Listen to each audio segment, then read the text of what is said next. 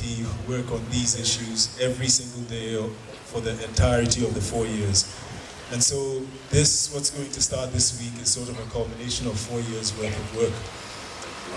If you look at the history of Ghanaian athletes at the Olympics, especially over the last 2 decades, since 96 or 2000, well, this is probably the largest contingent that we're sending since 2000.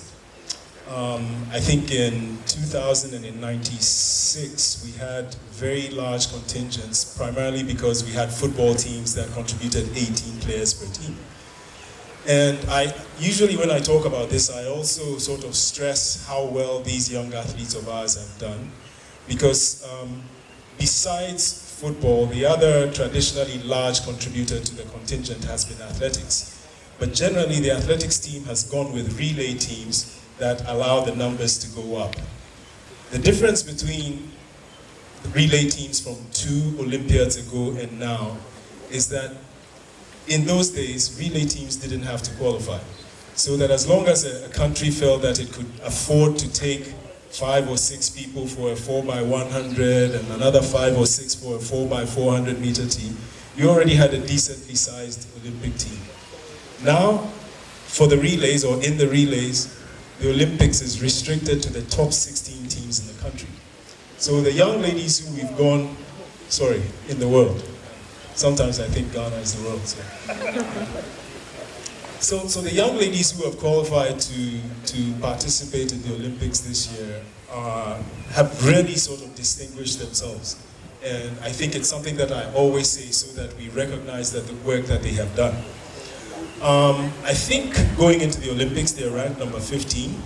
And that in of itself is a bit of a slight, because there are 2 ways to qualify for the Olympics in the relays. 16 teams in the world are allowed to go in. Only the top 8, let me restate that. The top 8 teams are selected from a competition that happened the year before the Olympics. It's called the World Relays. And any country that goes to the World Relays and makes the final of the World Relays automatically qualifies for the Olympics.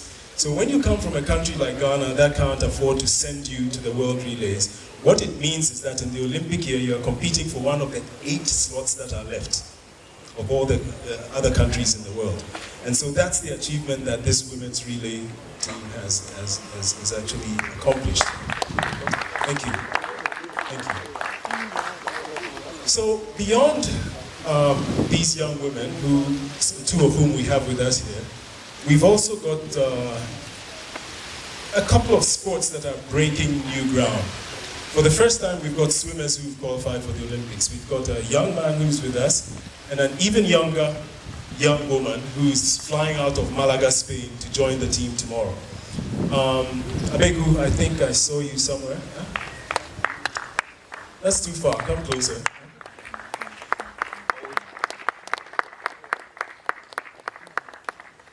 We also have a weightlifter, a very young weightlifting phenom. Mr. Amwa, Christian, where are you? He's out here. 4 years ago, the team had a female weightlifter, but this is the first time we've qualified a male lifter. We have a judoka, Sandra Zogedi, the first time we've qualified a female judoka to the Olympics. She will be flying out of Manchester tomorrow to join the team. We have a boxer.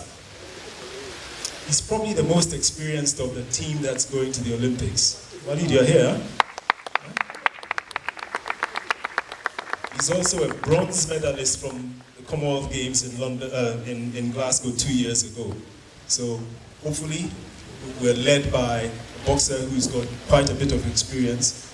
And then beyond that, let's see, I've done weightlifting, I've done judo, I've done swimming, and I've done boxing. And beyond that, we have 16 athletes, 7 of whom comprise the relay team, and 2 of whom are here. So as Alex said, the rest of the contingent is going to be flying out of, some of them, 10 of them are flying out of the US. Kaya Forsen in swimming is going to be flying out of Malaga, Spain. The judoka and her coach are going to be flying out of Manchester, and Sean Safwenchi, male 100-meter runner, is flying out of London. Hopefully they will all congregate on the 1st and the 2nd in Rio. Ghana will get to hoist its flag on the 3rd in what's called the flag raising ceremony. The opening ceremony is on the 5th. And then, like those of us from British Accra say, after that, I will be, and the games will start. And we are so grateful to GNPC because up until 3 days ago, we knew the games were starting on the 5th, but we had no idea how we were going to send the athletes out of the various locations to.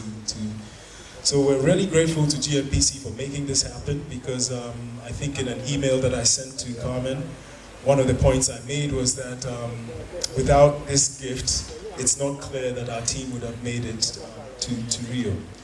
We're also really grateful to, I think they called him Honorable Ninja, Nilante Vanderboy, our sports minister, because some of us are aware of the very early conversations he had with GNPC, and I think that conversation has informed where GNPC wants to go in terms of developmentally approaching the 2020 Olympics and beyond.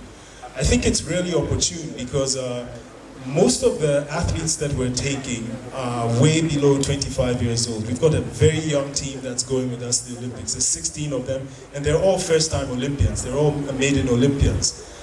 I think that the oldest age that I know on the team is 27.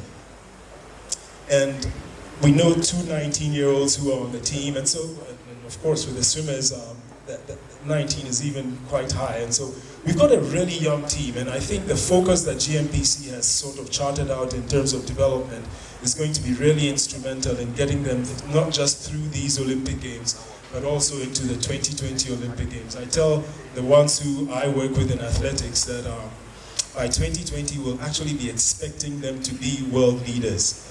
And if they are not, then they have to answer the questions, not us. So I'm really grateful. Yesterday when I heard about this gift, I was so humbled. I mean, because for about a week and a half we had been going, we talked to the Parliamentary Select Committee, we talked to virtually everybody in the country. And maybe we should have come to GNPC first. We thank you so much. We thank you for the opportunity to get our athletes to the Olympics, and I promise you that our athletes will go and do the best that they can to make Ghana proud. Thank you, and God bless you. Another round of applause, please.